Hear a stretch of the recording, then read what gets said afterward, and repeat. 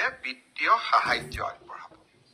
আমি বিহুৰ সময়তো বিত্তীয় সাহায্য আগবঢ়াওঁ, দুৰ্গা পূজাতো বিত্তীয় সাহায্য আগবঢ়াম, আৰু কেইদিনমান পিছত ভাওনাৰ সময় আমি ভাওনাতো বিত্তীয় সাহায্য আগবঢ়াম।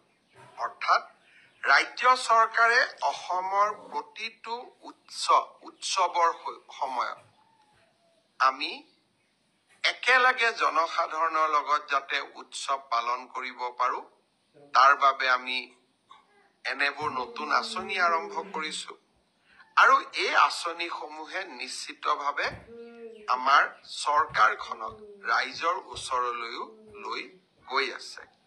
মই শাৰদীয় দুৰ্গা পূজাৰ যিসমূহ সমিতিয়ে এতিয়ালৈকে উপায়ুক্তৰ বা আয়ুক্তৰ কাৰ্যালয়ত যোগাযোগ কৰা নাই, তেখেতসকলকো মই অনুৰোধ কৰিম যে আপোনালোকে আয়ুক্তৰ কাৰ্যালয়ত যোগাযোগ কৰিব, যাতে দুৰ্গা পূজাৰ বাবে নিৰ্দিষ্ট ধনৰাশি আপোনাৰ পূজা সমিতিখনেও পাব পাৰে।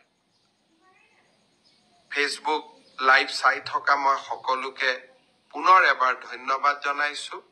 আজি মই বহুত দীঘলীয়াকৈ কথা ক'ব খোজা নাই, কাৰণ অহাকালি পৰীক্ষা আছে, পৰীক্ষাটো ভাল কৰি দিব লাগিব। তথাপিতো আপোনালোকে কমেণ্ট বক্সত লিখিব,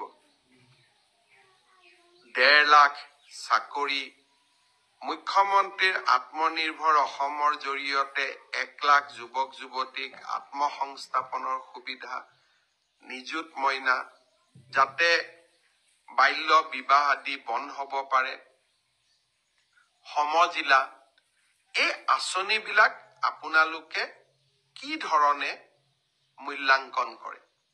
আমিতো চেষ্টা কৰিছো যাতে ৰাজ্যত এখন আমি অতি সুন্দৰ আৰু ৰাইজৰ কথা শুনা চৰকাৰ এখন আমি নিৰ্মাণ কৰিব পাৰো। আৰু এইবোৰ কাৰণতে বহু দিনে পৰি থকা সমস্যাসমূহ সমাধানৰ বাবেও আমি চেষ্টা কৰিছো। উদাহৰণস্বৰূপে ন্যায়াধীশ বিপ্লৱ শৰ্মা কমিটিৰ প্ৰতিবেদন, অসম চুক্তিৰ 6 নম্বৰ দফাক লৈ ন্যায়াধীশ বিপ্লৱ শৰ্মাই 2020 চনত এখন প্ৰতিবেদন দাখিল কৰিছিল। সেই প্ৰতিবেদনখনত বিপ্লৱ শৰ্মা ডাঙৰীয়াৰ প্ৰতিবেদনখনত সকলোৱে স্বাক্ষৰ কৰি দায়িত্বসমূহ 3 ভাগত বিভক্ত কৰিছিল। এছাম কাম, কিছু কাম ৰাজ্য চৰকাৰে কৰিব, কিছু কাম কেন্দ্ৰ আৰু ৰাজ্য চৰকাৰে যৌথভাৱে কৰিব, আৰু কিছু কাম কেৱল কেন্দ্ৰীয় চৰকাৰে কৰিব। আজি কোনোবাই কৈছে যে এইখন প্ৰতিবেদন কেন্দ্ৰ চৰকাৰৰহে আছিল, ৰাজ্য চৰকাৰে কেনেকে কৰিব।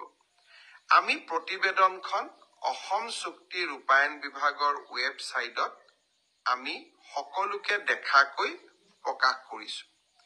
তাত আপোনালোকে নিজেই চাব পাৰিব যে বিপ্লৱ শৰ্মা কমিটিয়ে স্পষ্টভাৱে কিছু দায়িত্ব ৰাজ্য চৰকাৰক অৰ্পণ কৰিছিল।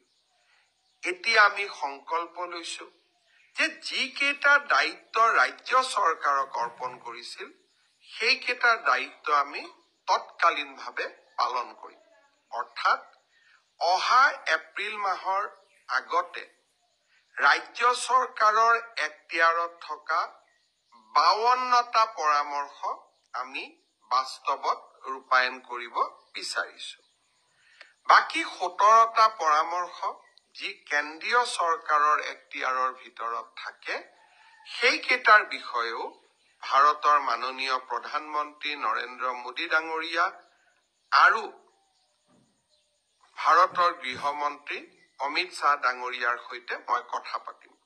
মই চেষ্টা কৰিম যাতে ৰাজ্য চৰকাৰৰ দায়িত্বত থকা পৰামৰ্শখিনি ৰূপায়ণ কৰাৰ উপৰিও কেন্দ্ৰীয় চৰকাৰৰ দায়িত্বত থকা পৰামৰ্শকেইটা ৰূপায়ণৰ ক্ষেত্ৰতো আমি যাতে আগুৱাই যাব পাৰো।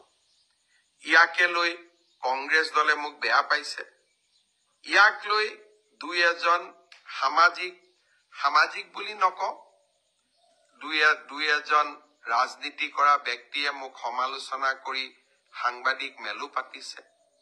মই মাজে মাজে চিন্তা কৰো, বিপ্লৱ শৰ্মাৰ কমিটিখন ৰূপায়ণ নকৰিলেও তেওঁলোকে মোক গালি পাৰে আৰু কৰিব খুজিলেও গালি পাৰে। কেনেকুৱা ধৰণৰ কথা এইটো হ'ব পাৰে? তেওঁলোকে স্পষ্ট কৰি কৈ দিয়ক যে ৰাজ্য চৰকাৰৰ দায়িত্বত থকাখিনি আমি কৰিব লাগে নে নালাগে। যদি নালাগে আমি নকৰো, কিন্তু কৰিব খুজিলে কয় আপুনি কিয় কৰিব খুজিছে, আৰু নকৰিলে কয় আপুনি কিয় কৰা নাই। এনেকেতো ৰাজনীতি নচলে। 52টা পৰামৰ্শ যদি ৰাজ্য চৰকাৰে কৰিব পাৰে আৰু আমি যাতে ৰাজনৈতিক সদিচ্ছাৰে এই কাম কৰো, অসমখন আগতকৈ সুৰক্ষিত নহব জানো?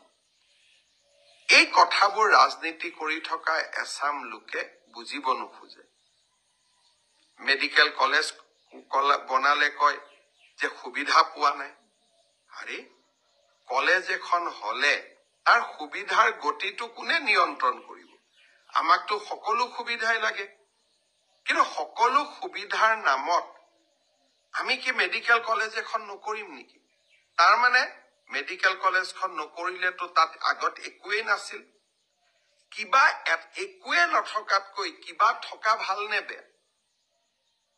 কিছুমান মানুহে তাতো ভুল দেখে। বিপ্লৱ শৰ্মা কমিটিখন ৰূপায়ণ নকৰিলেও বেয়া পায় আৰু কৰিলেও কয় তাত ৰাজনীতি কৰিব খুজিছে।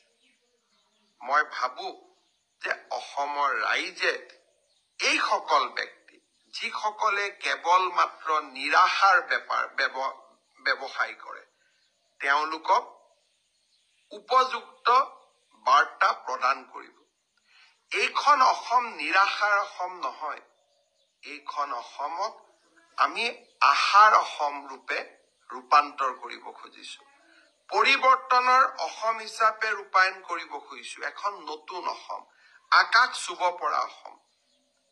যোৱাকালি আপোনালোকে দেখিছে কংগ্ৰেছ দলৰ ৰাষ্ট্ৰীয় সভাপতি মল্লিকাৰ্জুন খাৰ্গেৰ ল'ৰা প্ৰিয়ংক খাৰ্গে, যোন কৰ্ণাটকৰ মন্ত্ৰী, তেওঁ টুইট কৰিছে যে ছেমি কণ্ডাক্টৰ ইণ্ডাষ্ট্ৰীটো কৰ্ণাটকতহে হ'ব লাগিছিল, অসমত কেনেকৈ ছেমি কণ্ডাক্টৰ ইণ্ডাষ্ট্ৰী হ'ব পাৰে।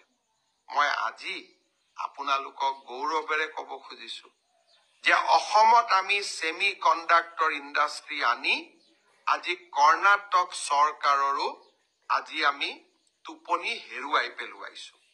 তেওঁলোকেও শুব পৰা নাই যে অসমৰ দৰে দুখীয়া দেশ এখনে কেনেকৈ ছেমি কণ্ডাক্টৰ আনিব পাৰিলে।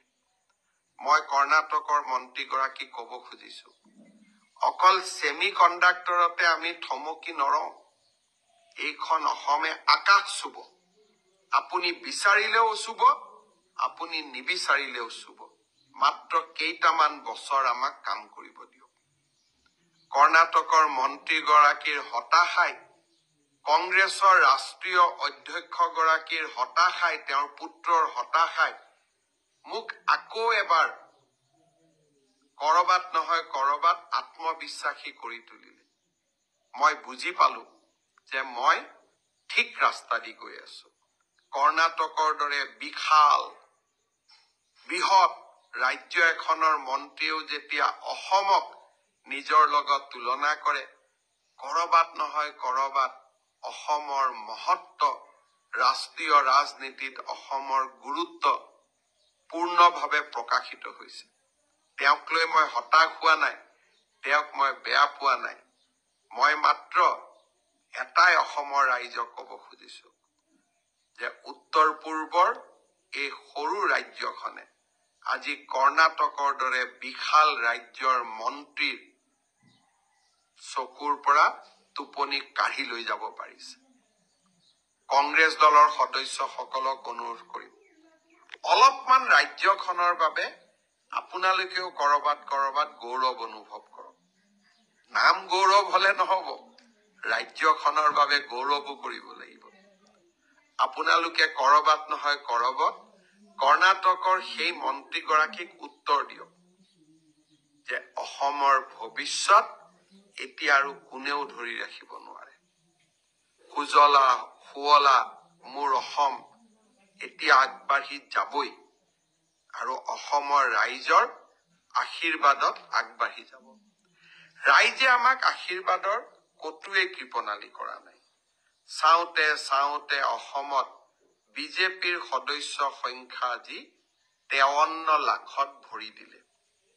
আমাৰ ৰাষ্ট্ৰীয় সাধাৰণ সম্পাদক BL সন্তোষ ডাঙৰীয়াই যোৱাকালি টুইট কৰিছে যে নিৰ্ধাৰিত লক্ষ্যৰ অসমে এখন ভাৰতৰ ভিতৰত সৰ্বশ্ৰেষ্ঠ ৰাজ্য, যোনে সদস্যতা অভিযানত ইতিমধ্যে 85% পাৰ কৰিলে। আপোনালোকে জানি ভাল পাব, উজনি, নামনি, বৰাক, ব্ৰহ্মপুত্ৰ, কাৰ্বি পাহাৰ, ডিমাচা পাহাৰ সকলোতে ৰাইজে সমানে সদস্য পদ গ্ৰহণ কৰিছে। আজিৰ দিনটোত 69টা সমষ্টিত 40,000তকৈ অধিক লোকে সদস্যতা গ্ৰহণ কৰিছে। পূজাৰ আগতে অসমৰ 105টা সমষ্টিত সদস্যতাৰ সংখ্যা প্ৰতিটোতে 40,000 স্পৰ্শ কৰিব। আমাৰ কাৰ্যকৰ্তাসকল আৰু অসমৰ ৰাইজৰ শুভেচ্ছাত আমি ভাৰতীয় জনতা পাৰ্টিৰ প্ৰদেশসমূহৰ ভিতৰতো আজি এখন শ্ৰেষ্ঠ প্ৰদেশ হিচাপে আগবাঢ়ি গৈছো। আপোনালোকক হৃদয়ৰ গভীৰতম কোণৰ পৰা ধন্যবাদ জনাইছো। পুনৰ লগ পাম। কালিৰ পৰীক্ষাৰ বাবে সকলোকে আকৌ এবাৰ শুভেচ্ছা জনালো। পৰীক্ষাটো আমি যিমান চেষ্টা কৰিছো ভাল কৰি কৰিবৰ বাবে চেষ্টা কৰিম আৰু ৰিজাল্টো সম্পূৰ্ণ স্বচ্ছ হ'ব, তাত আপোনালোকে অলপো ডাউট নকৰিব। আকৌ এবাৰ মুখ্যমন্ত্ৰীৰ আত্মনিৰ্ভৰ অসম আঁচনিৰ বাবে নিৰ্বাচিত সকলো যুৱক যুৱতীক 30 তাৰিখে গুৱাহাটীৰ খানাপাৰা খেলপথাৰত লগ পাম। আজি মই দিল্লীত আছো। আজি মোৰ ফেচবুকৰ এই ব্ৰডকাষ্ট মই দিল্লীৰ পৰাই কৰিছো। কেন্দ্ৰীয় গৃহমন্ত্ৰীক সাক্ষাৎ কৰিব আহিছিলো। লগতে এটা কামত লাগি আছো। নামৰূপৰ সাৰ কাৰখানা, যাক আমি BVCL বুলি কওঁ, তাৰ সম্প্ৰসাৰণ। ঘনাই ঘনাই দিল্লীত আহিবলগীয়া হৈছে এই দিশটোৰ ওপৰত। মই এই সুখবৰটো কিমান সোনকালে ৰাইজক দিব পাৰো তাৰ বাবে অক্লান্ত প্ৰচেষ্টা চলাইছো। মাজুলীৰ দলংখনৰ কাম বন্ধ হৈ যোৱাক লৈও মই চিন্তাত আছো। ঠিকাদাৰ প্ৰতিষ্ঠানটোৱে হঠাতে কামৰ পৰা আঁতৰি গ'ল। কিয় আঁতৰি গ'ল, কেনেকে আঁতৰি গ'ল, পৰিৱেশটো ময়ো ভালকৈ বুজি পোৱা নাই।